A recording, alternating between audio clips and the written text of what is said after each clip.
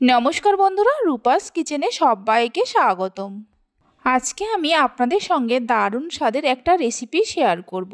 আশা করি আপনাদের ভালো লাগবে।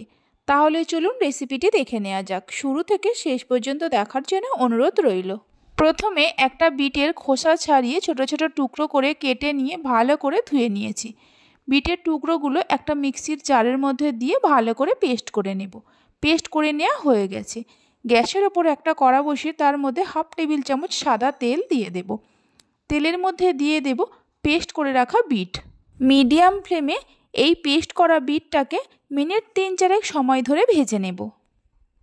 বিটটাকে ভালো করে ভেজে নেওয়া হয়ে গেছে। এবার এর মধ্যে দিয়ে দেব 1 বাটি জল। এই সময় গ্যাসের ফ্লেমটা লোতে রাখতে হবে। দিয়ে দেব স্বাদ মতো নুন।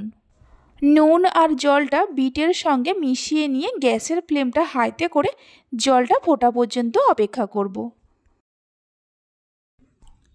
জলটা ফুটে উঠলেই এর মধ্যে দিয়ে দেব 1 বাটি আটা। যে বাটি মেপে জল নিয়েছিলাম ওই বাটির 1 বাটি আটা দিয়ে দেব।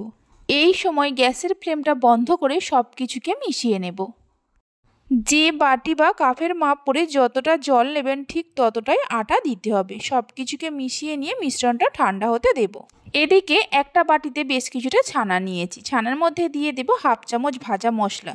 গোটা জিরে আর মৌরিকে শুকনো খোলায় ভেজে আগেই গুঁড়ো করে রেখেছিলাম। দিয়ে দেব 1 চামচ কাঁচা লঙ্কা কুচি, কিছু ধনেপাতা কুচি, স্বাদ মতো নুন আর সামান্য চিনি। সব কিছুকে মিশিয়ে নেব। এখানে আমি হাফ লিটার দুধের ছানা কাটিয়ে নিয়ে করছি। আপনারা চাইলে পনিরকে গ্রেট করে নিয়েও করতে পারেন। সব কিছুকে মিশিয়ে নেওয়া হয়ে গেছে, এক সাইডে রেখে দেব। এদিকে আটার মিশ্রণটাও ঠান্ডা হয়ে গেছে, মেখে নেব।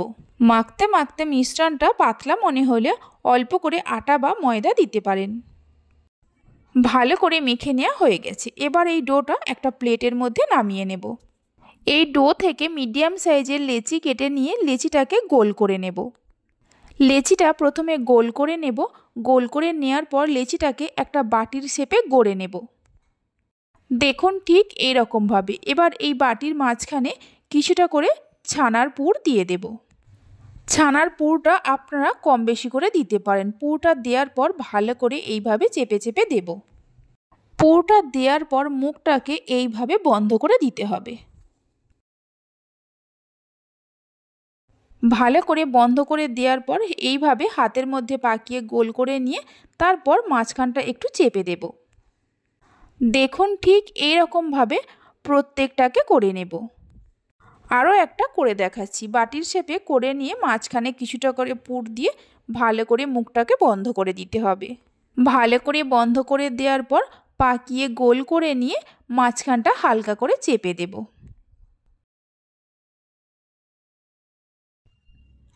সব কটাকে তৈরি করে নেওয়া হয়ে গেছে। এইভাবে রেখে দেব।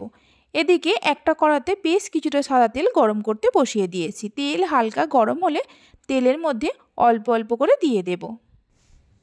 তেলের মধ্যে দেওয়ার পর ওপর থেকে এইভাবে তেল দিয়ে দেব। তাহলে ওপর নিচে একই সঙ্গে সমানভাবে ভাজা হয়ে যাবে।